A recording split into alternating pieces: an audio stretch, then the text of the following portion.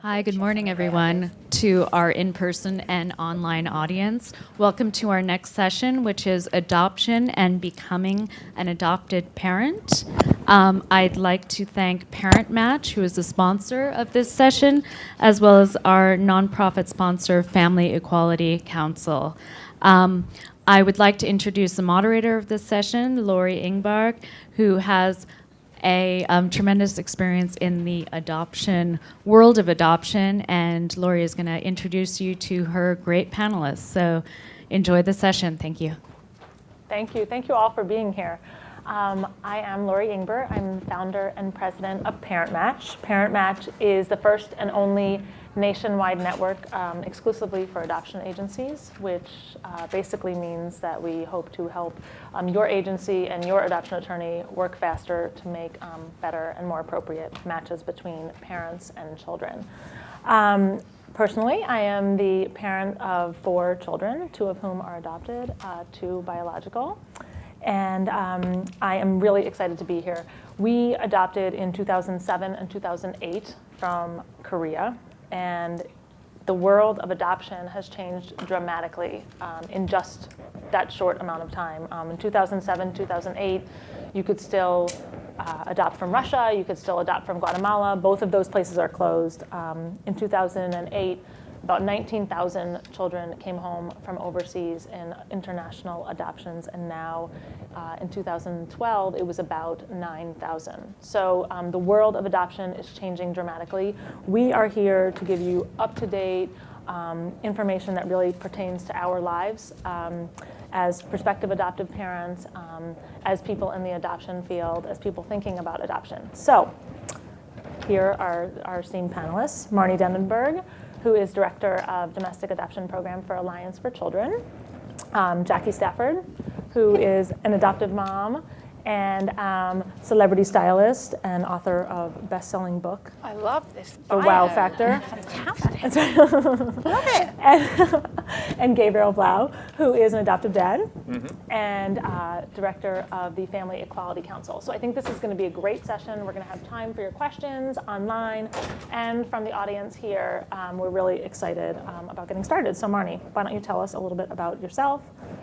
I didn't tell one of the most important reasons why Marnie is here is because she's an adoptee also. So not only does she work in adoption, but she was adopted. Hi, everyone. Yes, as Lori said, I have both a personal and a professional connection to adoption. I was adopted at birth, and I've searched and done this search reunion thing with for adoption, and so I can speak to that experience. And I also am the director of a domestic adoption program for a not-for-profit adoption agency, Alliance for Children. So I hope to bring a lot of information to the table, both personally and professionally, and please feel free to ask me questions at the end. I adopted as a single parent nearly 6 years ago now. My little Christmas present to myself, born Christmas Eve, Charlotte, the best Christmas present ever. She bafflingly looks exactly like me, which people always say, is that what you ordered? I'm like, yeah, right, I really ordered one that looks exactly like me. I adopted domestically from birth. They handed her to me at birth, and then you go, but for me, you know, it was as a personal decision. I realized that my life wasn't remotely complete without a child. So, and adoption seemed like a really great idea. I phoned up, I thought, who do I know that adopts, has got a lot of adopted children? I know, Angelina Jolie. So I phoned up her, I found her adoption specialist, Dr. Jane Aronson, and then it went from there. So yes, we love Jane, yes. So my story, when people say, you know, how did you get started, it was that simple. I was like, wait, let me think of somebody who's adopted lots of children.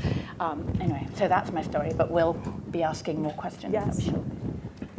I'm Gabriel Blau. I'm the Executive Director of Family Equality Council. I'm an adoptive father, and my husband and I adopted our 5.5-year-old son domestically.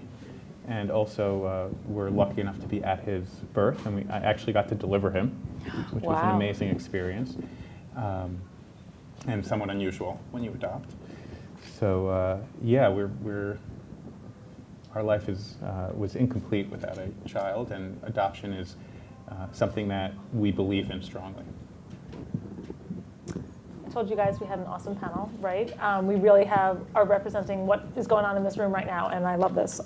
So Jackie, I'm sure some of the people listening online and in the audience here are single, but they're also, I think most people are trying to decide when is the right time to adopt. Right. You know, is this now single or not? I think, you know, it's a hard time. And when people decide to have a child biologically, is this the right time? Should I do it now? How can you speak to that as a single adopted mom? How did you know this is the right time? This is what I should be doing? Well, I will say that I had an amazing piece of advice, and someone once said to me, there will never be the right time. There's never going to be a right time. Even if it's a child biologically, you will never have enough money, you will never be in the right career, you will never be in the right place in your life. There's never the right time. But the fact is that having a child, whether biologically or adoption, is something that you will never regret. That's what, Absolutely. personally, so I can only speak for, personally. So for me, it was just, I lived all around the world, I had a great life, great career, and I got to 40 and realized that something was missing. And it just felt non-negotiable for me not to be able to have a child. And at the time I was single, I adopted a single parent. I now have a fabulous boyfriend who I met when my little one was 2.5, and he's become her father. So, going through the process, I did go through the process on my own, and it just became something that was non-negotiable. So it was, I was lucky enough that, I had a stable job, and I just did whatever it took. Do you feel like being a single person, it was more, I mean, we spoke about this a little bit before, but more difficult in some respects or easier in some respects, when you go through that process alone? Well, I remember my lawyer saying to me, people like you, like single mothers like you, are actually a dream to work with, because if you're doing it single, and again I can speak for myself, that I knew what I wanted, I was very focused, I really wanted to adopt a child, I would do whatever it would take to adopt the child, and she told me that sometimes she felt with couples, then often it's more the woman that really wants to adopt the child, and the husband will placate the wife and go along all the way through the process, and sometimes you hear these horror stories where at the end of the day a child is born and the husband will go, eek, I don't know if I can do this. So in a way, I think for me personally, I didn't really have to ask anybody else, what do you think? I didn't really have to do that. So that's got pros and cons. It's the cons are you have to go through it on your own and listen to your gut instincts and follow your gut instincts. But the pros is that you go through it on your own, you don't have to listen to anybody else.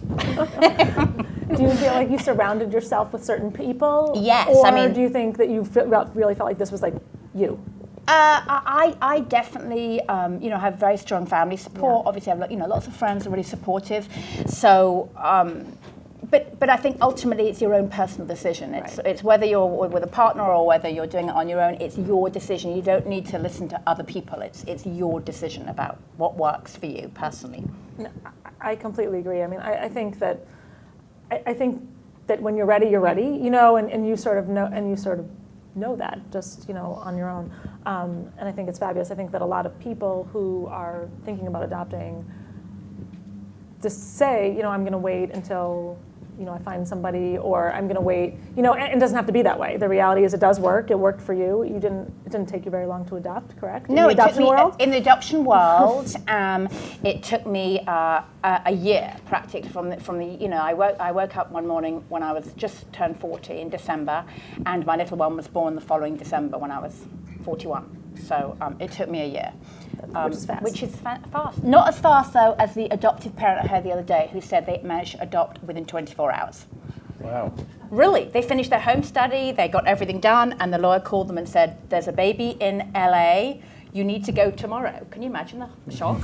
I know somebody in the exact same situation. It does happen. The next day, and they were like, Yeah. But a year was great timing. A year, yes. That's the reality. Yes. But that is awesome. That is awesome. I love it. Well, thank you for that. And we're going to have questions, by the way, at the end from everybody. So we're going to talk to everybody, and then we can go back and answer some questions. So Gabriel, tell us. You told us a little bit about your adoption story, but tell us first about the Family Equality Council and what you guys do in terms of adoption and yeah. Sure. So Family Equality Council has been around for 31 years.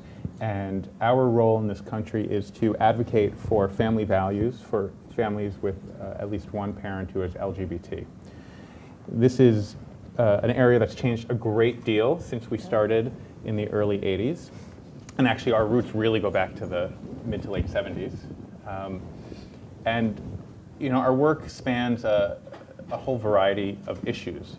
When you're working with families, you're trying to address everything a family needs, from creating a family and choosing before you even have a child how that's going to be done and having the rights to do that, through the process of creating that family and then supporting that family. So we think of this as a sort of cradle to grave model. Because we work with the lesbian, gay, bisexual, and transgender community, we're dealing with a lot of legal issues. In the majority of this country, there are significant barriers to LGBT adults who are otherwise qualified to adopt and to adopt through the foster care system. In fact, there are only 14 states that legally support second parent adoptions. So that if my husband and I were to adopt in one of these other states, and live in a state that doesn't support this, one of us could not have a legal relationship with our own son. And this is a situation we're facing around the country. In the majority of states, it is very difficult for LGBT adults to really participate in the foster care system and to become foster parents. There are over 400,000 children in foster care. 100,000 of them are eligible for adoption. And there are only 40-something thousand children adopted out of the foster care system every year. So how do you solve this? Well, our research indicates that perhaps if LGBT people did not face these barriers, that all 100,000 of those children would not be eligible for adoption. They would have permanent homes. Wow. So our work is in the policy section, but also in the community section. And we work with the federal government, we work with state organizations and various communities around the country. We have over 100 family groups around the country that support people who are creating families or have families and their children. But on the community building side, we do work throughout the country throughout the year. So we just got back from an amazing program in Provincetown called Family Week that we have every year, and it's hundreds of families, thousands of people who come together to have a vacation together, to experience programming together. There are educational opportunities and social opportunities, and we have programs like that throughout the country, throughout the year. We, as I said, we have this amazing family groups program. We also have programs for the children of LGBT parents, and that is something really important. When you're no matter how you choose to create your family, this country is very, it can feel like it's designed for there being one way to create your family. Now, that's ironic because 75% of families are not a man and a woman who met, fell in love, got married, had sex, produced a child, and stayed married. Right, that's fewer than 25% of families. But as a society, that's the norm. Well, that doesn't make any sense. In fact, everyone who participates or uses some form of medical intervention is part of the 75%. So our policies, our communities, marketing, the images we see on television, when we see things that we think of as novel or addressing our small part of the population because they're talking about women who are having trouble conceiving, or about adopting, or about LGBT parents, those are stories that are actually addressing the vast majority of American families. So part of that is creating situations in schools and communities and in houses of worship and faith communities to create situations and communities that are truly supportive of children, no matter how they are created, no matter how they come into the world and the family that they live with. We have a program called Outspoken Generation that supports and really trains these young adults who have a parent who is LGBT to advocate for themselves. And we don't give them our talking points. We teach them to use their own story, to have conversations with friends, with other family members, but also with legislators and policymakers. It's an amazing program, and we do it throughout the country and create opportunities for people to talk about what it's really like to be the child of LGBT parents. So our work is broad. We're always looking at more ways to expand and to support the community.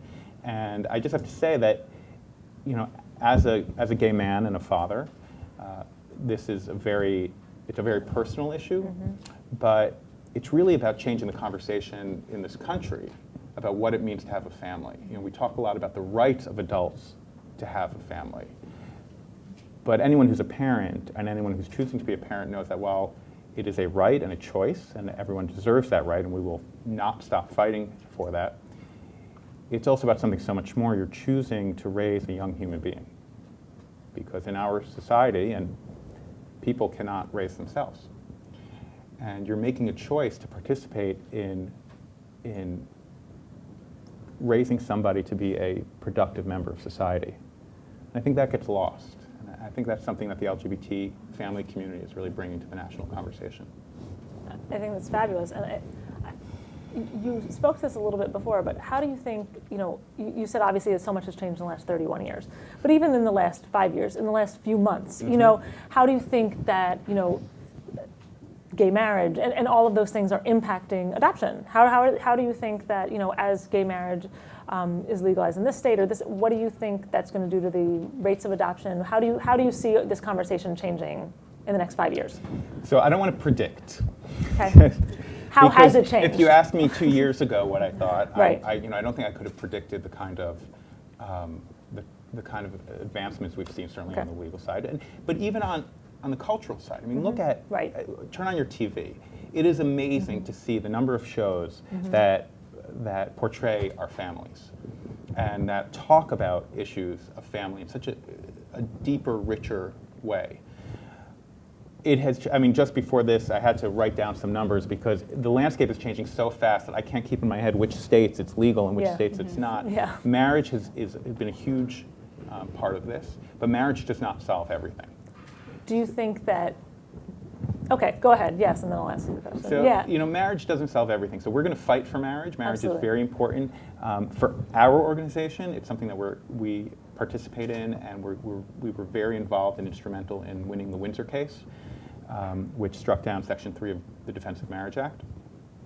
But it's actually, we partner with other organizations, that's what they do. We focus on the family. So what has really changed and what has this done to our families? Well, first of all, we're in a period where people have created families before they had legal recognition. So we're going to be dealing with this for the next 10 or 15 years at least. When there's something called presumption of parenthood, and somewhere out there, our senior legislative counsel, our director of public policy, is smacking her head because I'm going to get all the terms wrong. But when you are married and you bring a child into that marriage, it is presumed that both parties to the marriage are parents. Well, so many of our families were created before legal marriage existed, including my own. So how do we deal with that? So that's one issue we're still dealing with. Even when you have marriage, it does not mean that you are legally allowed to participate in the foster or adoption systems. So that separately needs to be fought against. We're working on the Affordable Care Act now. We work directly with the federal government and agencies to implement the Affordable Care Act, or what people call Obamacare. It's crucial that as we adopt better and higher standards for health insurance and health care, that families like ours are included, including fertility options. So many insurance companies, and I know this isn't specifically for adoption, but it all wraps into what the community is dealing with, and so many of our families are created in multiple ways.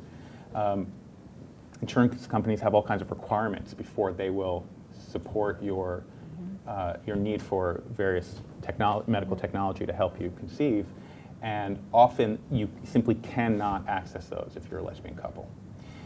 So there are things like that we're always monitoring and working on. I had a conversation today with a lovely woman who just didn't understand our community, and in so what way? Didn't understand. Asked the question, should I? Well, she's thinking about being a single mother, which is very commendable, and the issues are really very, very similar. And she said, do your children feel like they need a woman in their lives and a mother, and what does that do? So first of all, every single scientific study proves that does not matter what the sexual orientation or gender identity of the parents are, and the one study you hear about that they say on Fox News is does not do that is actually scientifically invalid to come to that conclusion. And it brings the conclusion it does come to is that the only correlating factor in successful parenting is stability in the home. Mm-hmm. So here's somebody who wants to become a single mother, and I'm a gay man, and this issue it's the same issue. When you're choosing to bring a child into the world, how are you going to fully support them? Absolutely. I mean, I think it's interesting because, and you can always bring infertility into this conversation because the reality is it's about family building, and just because we're in the adoption world in this particular moment, how people build their families is always, it's a choice, and I love bringing that to this conversation. Do you want to tell us a little bit more about your child, maybe? Sure. Well, Oh, your story? how I feel many like thousands of pictures? can I Oh, show you? yeah. I think that people who are interested in adoption just want to hear sort of how the process unfolded, Yeah. And so, anyway, if you wouldn't mind So sharing, we I think that'd beat be you. interesting. You did? Yes. Really quick? Really quick. 24 hours? My husband was in, not 24 hours, thank God. My husband was in graduate school, and so we had planned to take about a year. So we start the process, and then we even delay it a little bit. And as soon as we make the decision love to these delay the next part of the process, we get a call. There's a woman, she's six plus months pregnant. The family she was working with fell through. We talked to her. Within 3 months, we had a child in our home. Wow, that's great. And in the interim, my sister, before we made the decision, my sister had become pregnant. And then we made the decision and then had a baby before she gave birth. So it Which was, is irritating on a lot of levels. you know what? Yeah. It brought my sister and I, and Tamar, if you're watching, it brought us so close because I really have to say it was amazing. She, the whole family was gearing up through her process, and she turned it right around to be about us. And I remember her saying, I have 9 months to prepare for this. I can't imagine what you're going through. And it was an amazing experience. And for us, having our son, we realized how little difference there is between bringing your child in through adoption or bringing your child in through other means. And I see this with my sister and nephew. Our relationships are as strong. There's something very organic about adoption. You go through, everyone thinks it's just about signing on the dotted line and then it's done. You don't, you made the joke about ordering, which is a joke that we commonly make, but you don't do that. You pray and you hope and you meet people, and coincidences happen and your child suddenly is in your life and you can't imagine it happening any other way. And even through the heartache of adoptions that fall through children who are born who are stillborn, and they're all, all of the same stories happen, and it's not unlike my friends who have gone through terrible stories, who are heterosexual couples and had no real medical issues, but gone through their own stories. It feels so organic, so that's really important. Our son just started kindergarten, and he's very well adjusted. He has a great sense of fashion.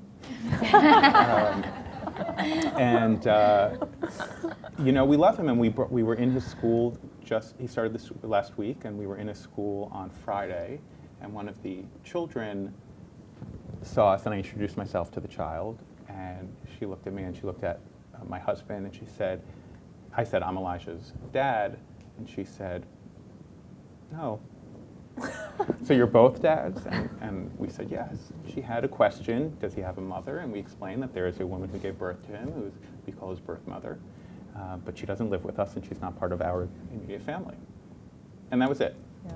And she went on playing. I think that, we do, first of all, the word organic that you used is so right on. As far as I, my husband and I consider we had a biological child, we adopted 2, and then we had another biological child.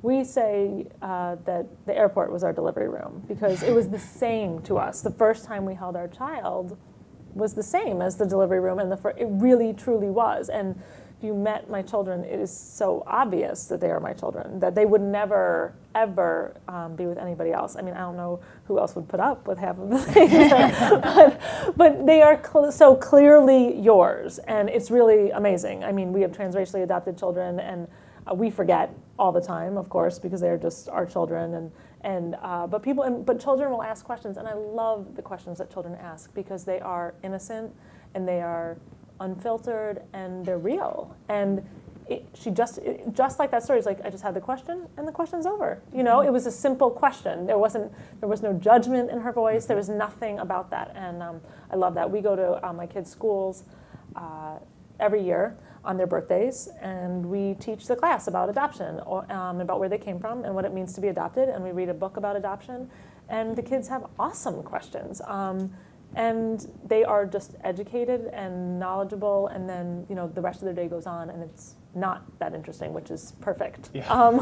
which is exactly what you want. So I just love that, and I think the adoption story is great, and it's fabulous. So speaking of adoption, Marnie, you wear 2 hats also as an adoptee and an adoption professional. So share with us, I'm sure everybody is really interested.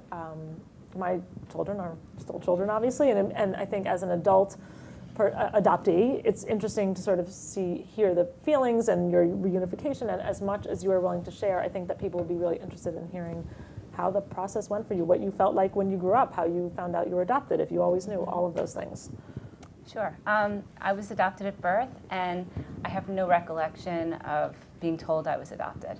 It was just something that everyone knew, and it was just part of our family. I guess we were an original blended family. So that was how it all started, and it was much different back then. In my 40s now, and adoption, the landscape of adoption has changed so much. Back when I was adopted, adoptions were typically closed. So there was no identifying information about your birth family. There was no information about my family, and for many people, I felt growing up that I was the only adopted person in the universe. And that simply doesn't exist anymore. And just from listening to the way everyone else is speaking, it seems like the children today are just provided with the tools they need to understand adoption and to understand how families are built today, which is, they've been built this way forever, but it's just the way that we approach it and the way we communicate about it. So I feel like children today will be so well prepared to express themselves and just to understand where they come from.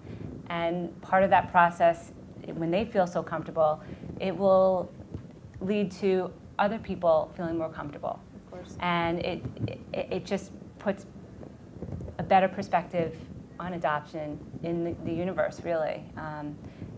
Over time, there have been very negative concepts of what adoption is, and trying to demystify adoption and explain that it's a beautiful organic process. Going back to that word, I love that word, and I use that often in my adoption practice. It really is a much different process today than it was, and everyone seems to be just vibrating at a higher level with regard to adoption. You probably had very forward-thinking parents who sort of made you not be able to remember, you know, being told you were adopted. My children also, we have never, it's been a conversation, you know, it's a conversation, as I'm sure it is in both of your houses. There isn't a revelation, but I think that was unusual at that time, and I think a lot of people who are our age are surprised. And so I think that's sort of interesting that your parents at that time were already sort of ready to do that, you know, even though they obviously didn't know very many other people who were adopted. Yeah, and just as you say that you feel like your children were born in an airport, my mother says the same thing. Yeah. A little differently, obviously. It wasn't a bad experience. I was a domestic adoption. Yeah. But she says the second that I was placed in her arms, she felt like she had given birth to me. So, you know, she was my mom. Right. Growing up, I always knew I was adopted, and as I said, there was not a lot of understanding in my world about what adoption was. So, of course, there were children who made fun of me, not like trying to be mean, they just didn't understand what adoption was. And I didn't really have the tools. There weren't workshops that I attended that really prepared me for this. So I kind of felt a little different. And then you would hear stories about, and this did happen to me, where we had to do a family tree exercise in my elementary school, and I was told I didn't have to fill it out because that wasn't my family. So that happened to me. So there has been so much education since my adoption, but I'm sure that still happens, because even in my professional work, so many nurses and social workers, they really care about adoption and are sensitive to it, but they have no understanding of what adoption is. So part of my work today is to really educate people about what adoption means today, so that they're not living back in the past where it used to be. So that growing up, that was part of my experience. But I always felt that I would find my birth family. I looked in the mirror and it had big question marks, like, why do I have green eyes? Everyone else in my family has brown. I have blonde hair. Why does everyone else have brown? Those were just really deep questions that I would ask myself, and there's nothing that anyone could have done to change that. It was just part of who I was. And so I thought about it, and I said to my father in high school, you know, one day I do want to search for my birth family. And he said, Marnie, I'll support you, whatever you need for me to do. Was that the time that you felt that you started to feel it, or was that the time that you got the courage to tell your dad? Courage. Because you also don't want to upset your parents. They're still your parents, and I still have my sisters, and you don't want to upset anyone, but you still have, I just had this need to know. And I do have friends that were also adopted, and we discuss it, and they say, I have no interest in knowing. So it really is a personal journey. Everyone's different. Not everyone wants to search, but for me, it was important. Yeah. Yeah. So the conversation began at that point, but it wasn't until I was married and in a really good, stable place that I was able to actually take that step to start the search. And I expected it to be this, very difficult landscape of trying to navigate, and how am I going to do this, and how am I going to. It was so simple. It was almost like it was meant to be. Yeah. I went on the website for the Alma Society. I don't know if anyone's heard of that. It's based out of New York. I knew I was born in New York. So what happens with the Alma Society, they have a registry, and you can input your information to this registry. All I knew is the town in which I was born, the day I was born, and that's it from my amended birth certificate. And I plugged my information in, and 2 weeks later, I got a phone call from the registry, and they said, do you want the good news or the bad news? I said, I'll take the bad news first. And they said, well, we'll start with the good news. The good news is that we believe we have found your birth family. I was at work. I was like, oh my God, I couldn't even take it. This is unbelievable. And I hadn't even had an opportunity to tell my family yet that I was searching, because it was that new. It was so quick. Which, of course, was disappointing to them because they wanted to be part of the experience, and it just happened too fast that I didn't have an opportunity. So the good news was that they found my family, and the bad news was that my birth mother was not alive. So it was a very difficult moment for me, and as a result of that, I can honestly say that people who are interested in search need to have a really good support system surrounding them before they even begin search, because you really have no idea what you're going to find. So then she proceeded to tell me that my birth mother's sister, my biological aunt, had been searching for me for 10 years, and because I was her only living relative. And so she'd gone through the pregnancy with my mom, and I was one of those situations where I was a college romance, and unfortunately my birth mother, her family was Eastern European, and at that time they were just appalled that she was pregnant. So she came home from college and hid it from everybody. It was a big hush-hush kind of thing. And so my aunt was so excited after all this time to connect with me, because she remembers me kicking in her sister's stomach. So at this point, my aunt is now one of my best friends. And her family is part of my family. And I said to her, so tell me, who's my birth father? I really want to know. Right. And she says, I don't know his name. I only know his nickname. And I guess, back then, nicknames were really big. That's what people, I don't know. So I called up the university where my birth parents went to college, and I called the alumni office, and I was trying to be resourceful, which is what everyone has to do. And I said, I know this is going to be, not your typical phone call, but But you told them the truth. You told them the truth. I Okay, said, I am trying to locate my birth father. I know his nickname, and I am hoping that you have some old yearbooks that I can look through. Oh my God. And she said, hold on a minute, let me go discuss this with the director. And she had me on hold for like 10 minutes. And I'm thinking, she thinks I'm nuts. Nobody can make that up. You can't make this up. I was like, should I hang up? I feel this is really awkward. Then she gets back on the phone and she says, I know you're not going to believe this, but the director knows him. Because they graduated together. So he gets on the phone, he says hi, and he says, don't tell anyone it came from me, but here's his name, here's his phone number, this is where he works. And next thing you know, I have my birth father information. And let's just say from that point on, it's been amazing. I reconnected with my birth father, and he said he always knew he would find me. Or I found him, really. Yeah. And it's been terrific. I have siblings on that side of my family as well. It took him 12 years to tell his family, so I waited for 12 years and had a relationship with him. But after 12 years, it was starting to feel a little uncomfortable for me, kind of like a skeleton in a closet. Nobody wants to feel that way. Mm-hmm. So after 12 years, I said, you know what, I think it's time for you to share the information with your family. It could have been very easy, and this is definitely another discussion. I saw images of my half-siblings on Facebook, and I could have very easily have tried to friend them, and I really exercised a lot of restraint and did not. So that yields a whole nother discussion. Yeah. But once I connected with him and I said to him, it's time, he said, you're right, and the next thing you know, the whole family knew about me, and now not only do I have my aunt, but I have a sister and 2 brothers that are also part of my world, and my birth father and his wife, who actually knew my mother in college, and I have a grandmother who is in her 90s and recently taught me how to make Italian meatballs. That is fabulous. That is.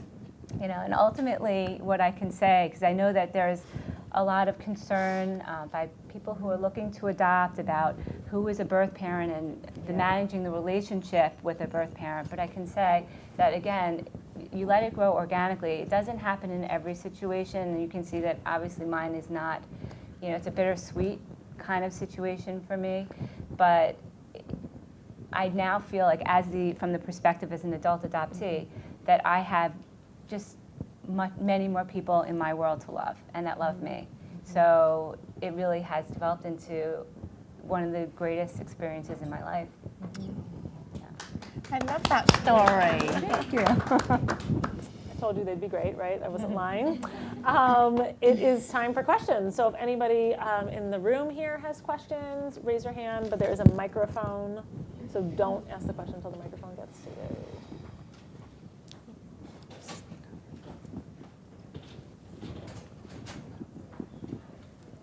I actually have 2 questions, and they're very different, but feel free to make them as short or long as your answers as applicable. The first one, in terms of what has happened in the last couple of years, where are the countries, international countries, that people generally have an easier time adopting from, assuming that they're not from that country? They don't have a national tie to that country themselves. And secondly, maybe Gabriel can speak to anyone about co-parent adoptions. And maybe it's a single woman with a single man who want to do a legal co-parent arrangement. If anyone can speak to that, if they have any experience in that area. Is the person who was doing the slides in the room? Because I told you I didn't want the slides, but I actually want the second slide. Can you pull that up? Do you want to take the co-parent question? Do you know anything about that? I think she was looking for a single. Gabriel. We'll pass it to you. I don't know a lot off the top of my head about co-parenting. I know that you can create legal agreements between the parents, but I'm not sure co-parents that aren't using their biological material to create the child. I don't know if they are eligible for second parent adoptions or not. Thank you. We just sort of passed that down the line. Yeah, and and you I stuck with that gave you because a there was nobody else non-answer there. Right. I appreciate that. I don't know. So this is probably the answer to your question. These are the top sending countries in 2008: Guatemala, China, Russia, Ethiopia, South Korea. My children are in there in South Korea. And then 2012, those are the top sending countries, okay? So China, Ethiopia, Russia, South Korea, and the Ukraine. Guatemala was closed in 2008. Russia was closed in 2013. China, so I wouldn't worry too much about nationality or ties to that country. Each of these countries has very specific rules about who can adopt from there, okay? For example, when my husband and I were adopting from South Korea in 2007, 2008, you go through a physical, you go through all different sorts of examinations, that kind of thing. We also had to fit in a certain BMI at that point for South Korea. So we had to be married. We had to be married for 3 years. We couldn't have been divorced this many times. So each of these countries has a different set of rules. You have to, more than your ties to the country, you have to make sure that you fit within their rules for who can adopt from there.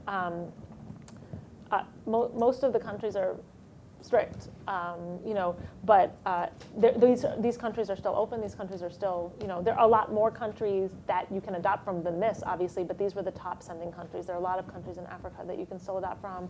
There are a lot of countries in South America you can still adopt from, but this is where the majority of the kids are coming from. Would we caveat that and say that the China adoptions are typically special needs placements at this point? They are still, well, the wait for a non-special needs child is about 7 years from China. So I think, yes, most of them who are coming home, but you can still get on the wait list. You can still get on the list. That is absolutely true. So, and this is tangential, but in terms of special needs, I think that that's an important conversation to have too. A special needs adoption means a lot of very, very different things, a lot of very varied things. My husband and I adopted a special needs child, and you would not know that ever. You could meet him and never know that was the situation. I have a relative who has a quote unquote special needs child who has a very large birthmark on her leg. These are not special needs that you would think of as a special need. So I think that I wouldn't let that deter anybody. That's sort of the point of that conversation, is that special needs can be anything from very major issues, obviously, to very, very minor things like the things I just said. So, to add on to that, even in the U.S., yes. First of all, there are a lot of children eligible for adoption in the U.S. Yes. And we generally talk about adoption from other countries. When my son was born, people said, "Where is he from?" Mm-hmm. And when I said he was from the U.S., somebody said, "Oh, is he disabled?" Oh, that's interesting. Which, Mm-hmm. I had a good friend who pulled me away. So but there's this assumption that you can't adopt domestically. But also in terms of, part of having an adoption is you're being very, very conscious about what your choice is and about creating a family. And there are a lot of special needs children out there at varying levels, and there are a lot of support systems for those adoptions and for raising those children. And I think when you're going into adoption, it makes sense to have conversations with parents of special needs children. Mm-hmm. Not because more children are special needs in the adoption system, just because you're already making a decision to help a child who needs a home. And so it's something that you should really be educated about. Also, sometimes a child is born, and because of the state of the of the care of the birth mother, you won't necessarily know the exact health of a child. And the child is born, and it could be a horrifying moment to find out this child who you've already connected to in your mind. So you want to prepare yourself for that and know that there are ways of supporting those children. I agree. I mean, adoption is a leap of faith on every level, and people have asked us moments where maybe somebody had to pull me away about how you can take a leap of faith like this with birth parents who we don't know. Our children from South Korea, we have no knowledge of their birth parents at all, and I think that you don't know what you're going to get regardless. That's the reality. Whether you birth a child or not, you don't know what you're going to get. when my children came home, they were a year. We had a lot of great medical information because they were already a year, so we knew exactly what was going on. We may not know their genetics, we may not know their birth parents, but we had a significant amount of information about them and the status of their care and their health. So it's a leap of faith regardless, it really is, and I think it's certainly one that we would all say is worth taking.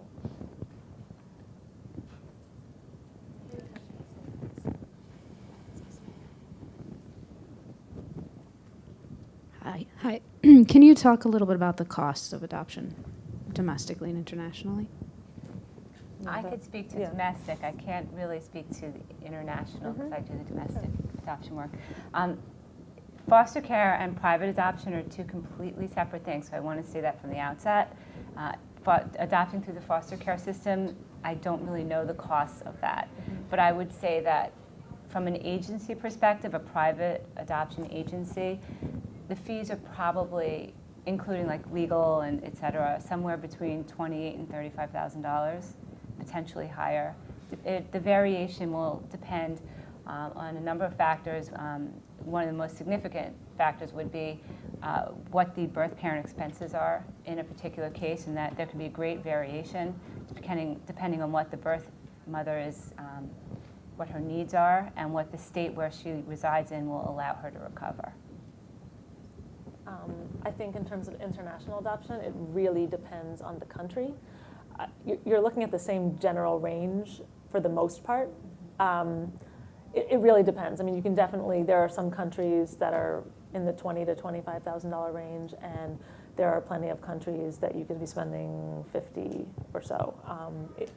That general range is there, though. I think you have to take into account the fact that you're traveling to these countries often, and also, if you don't know already, there's a tax credit. It's $13,000. It's an adoption tax credit.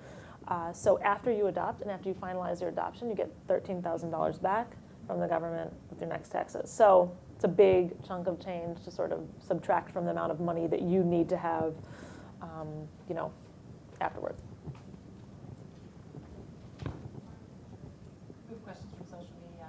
Let's do it. Lori, do you have words of wisdom around having both adopted and biological children in the family you created? Honestly, we parent them all the same. They are so. You can put that other slide up if you want. You can see my kids. But we had a biological child. I had always wanted to adopt. We had foster children in my home when we were growing up. And it really sparked something in me that we could do more, that there were people outside of our home that we could do something else for. And so regardless of whether I could have biological children, which I clearly did not know at that point, that's something my husband and I decided. So soon after our first was born, we started the adoption process. And about a year and a half later, our daughter came home. And as soon as she was finalized, my son came home about 3 months later. We call him our surprise adoption. And then I got pregnant a couple years after that. So in terms of raising them, it's very normal for my children. It's sort of a strange word to use, but my oldest used to think that babies came on planes because that's where everybody kept coming from. I mean, he had no idea that he grew in my belly. We didn't really ever talk about it.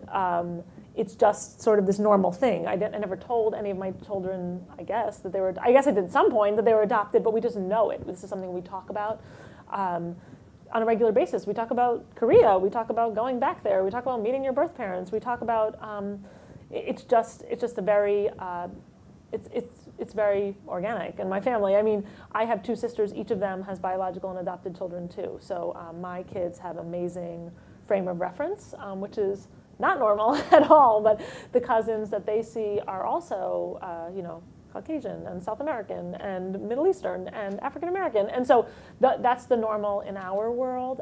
So for us, we don't treat it as anything different. We just, sort of, it's always been how we raise our family. Any question, my goodness, okay.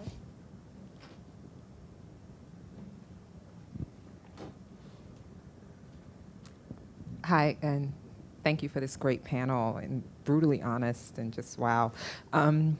I would love to get some feedback on your thoughts about this. For me, anyway, it's a new term. I've never heard of it, called rehoming. That it, has come. First of all, I'm sure you can explain it better than I can. So please, it's something that I think is interesting. Do you agree with it? What do you think it's indicative of? These parents who are using the internet to find new homes for children they've already adopted. Ethically as well. Either way, go ahead. Okay, yeah, but by all means. Yeah. I feel very strongly on this issue. I'll wait for. What I was saying, I feel very strongly about the issue of rehoming. Adoption, it is state regulated, whether it's private or it's public adoption. It's state regulated. I'll give you an explanation of rehoming. It's a new term of art for children who were adopted primarily internationally. Many of the cases are international at the outset, where children have come to the United States and families have found that they're unable to parent them, and they've been posting their availability for adoption online. So the adoptive parents are now looking for adoptive They're homes looking for new adoptive families, and they will connect with the family who they may not know at all, and without any state involvement, will transfer custody through a notarized document between the parties without the involvement of any professionals, to safeguard and protect the child's interests. So this is alarming, and the reason I don't understand how it's happening, and I'm glad that it's come to light, because whether it's public or private adoption within the United States, which is where all these children are now, they should be afforded the greatest safeguards and protection. And in the adoption process, great safeguards do exist if you take the standard route, which people are trying to circumvent through this approach. And that includes screening of adoptive families and an extensive home study process involving many clearances, child abuse clearances, criminal clearances, in the state of New Jersey and in many other states, FBI clearances, letters demonstrating a family's ability to parent from a perspective of mental health, from financial stability. There's so much documentation that is necessary to demonstrate an ability to parent through proper means. And through this rehoming, people are skirting all of that, and decisions are being made without protecting a child. So I know there was recently a case where a child went from one home to another, and the new adoptive family, they created a false home study which they showed to the family, and it ends up that they had criminal background. Yeah. And this child was in grave danger as a result of that. So efforts need to be taken, from what I understand, is being looked at right now to see what can be done, especially at this point. I believe they're having discussions with internet providers, Facebook and all different internet sites, to try to get these sites offline. But it's very hard in the web world to manage that. So I know they're working on that right now, and I'm sure that legislation will come to fruition. But what's scary about that example recently is that the original parents who applied for adoption, they passed all the tests, and then somehow they decided, I either don't want to do this anymore or I can't do it, and then somehow they think this is okay. There's a lot lacking there, obviously. I mean, they did pass those tests, but I think that, and I agree with Marnie, but they need to have felt also that if they were in over their heads, that there was something that they could have done. In this particular case that we're talking about, they said they didn't want to contact the authorities because they were afraid that they would charge them with something. Whereas the reality is, adoption professionals are here to do these things, are here, after we adopted, people were checking in on our mental health to make sure that things were actually going okay, because sometimes it's not as smooth as silk. but to make sure that these things are really happening the right way. Obviously, these cases were handled all wrong. You know, I want to add a couple of things. One is that everybody in the process, so just my personal experience, everybody in the process when you start adopting wants to help you create a family.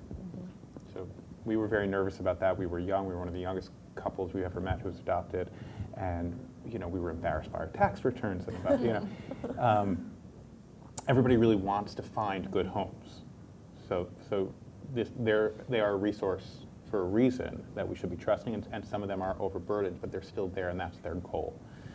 Two is that this is not a phenomenon that's really about adoption being the original piece. And there's a misconception that that the bond between a parent and child is different in adoption, and the studies I've seen show that that's not the case. This is the case where parents become overwhelmed when they have a child, and I can imagine why the process could have something to do with that feeling, but that is a very natural feeling for parents, and there are systems set up to protect them. Which they clearly did not have access to, and I think that's the point. Let's not make, this is not just about adoptions. When you adopt, you don't have, your legal bond to your child is the same as the legal bond between a woman who gave birth to a child and that child. But then do you think that those families who are actually practicing this, which is ethically questionable, of course, do you think that they should then be allowed to adopt another child down the road? I mean, did they slip under the radar? I mean, it certainly, look, I'm not speaking for my organization, I'm speaking as a parent. Yeah. I think that first of all, I can't imagine this is legal, and I don't know the ins and outs of it, but it certainly isn't following this is like child trafficking. Right. It sounds like. I always have to be very careful. I don't want to sound like a legal expert, but no, I can't imagine they would be approved to adopt again. I should also add, though, there are, and no judgment either way here, there are legal ways to do this, okay? So this does happen. There are disruptions in adoptions. There are a million reasons why that may happen. But there are ways to actually do this to get a child exactly what they need, to give them the support that they need, maybe for whatever reason.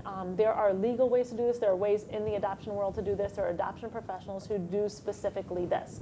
So these are isolated cases that are extremely sensational, obviously, of people not doing the right thing. Does the system penalize the parents who, for whatever great reasons, want to kind of say, I'm overwhelmed, and can you help me, or can you... Does the system penalize those in parents? other words, if I'm a parent, then I'm sorry, I'm completely ignorant about the adoption, but I'm learning so much, thank you. If I'm overwhelmed and I feel like I can't do this right now, or there's something that's not working here, and I call on the system to help, am I then penalized in terms of not seen as being fit or being questionable as to whether or not I can handle adoption in the future? I mean, is there a fear that these parents have about that's driving If them? they've relinquished an adopted child? Yeah. I don't think that would be looked on favorably. Marnie, if somebody... I would just say that in a home study process, the big question is your ability to parent. Right. And if someone is demonstrating that they do not have the ability to parent, then that would be a really strong indicator that they shouldn't be approved for another home study. These are the systems that Marnie talked about are in place for a reason. Any adoptive parent, we have a lot of paperwork. Okay, we do a lot of paperwork, and it's piles and piles. But there's a reason, and we're happy to do it. You check me out all day long because what we want in the end is a baby. And so you now know the reason why we fill out all these paper, and why there are FBI clearances, and why my doctor has checked. So there's a reason for all of these things. And some people do go about it the right way. Absolutely. They do. Yes. And it's through adoption professionals. Yeah. Some people look at it from a financial angle too. They don't want to pay the agency or the attorney fees, but there's always help out there. And if you approach people and say, I really need help, an agency it's their responsibility to provide you with resources. And if you're unable to parent, then there's a responsibility on the part of everybody, the community at large, to kick in to the services that are needed. Okay. Yep. I think we are out of time. Thank you, Gabriel, Jackie, Marnie. If you want any information about any of the speakers or myself, go onto the Fertility Planet website. All our bios are there, contact information. I want to thank Parent Match and the Family Equality Council again. And also Fora.tv for live streaming this. If you want to watch it, or all of you at home can watch it again starting tomorrow for free, just go to the website and you'll be able to do that. Thanks. So nice to meet you all.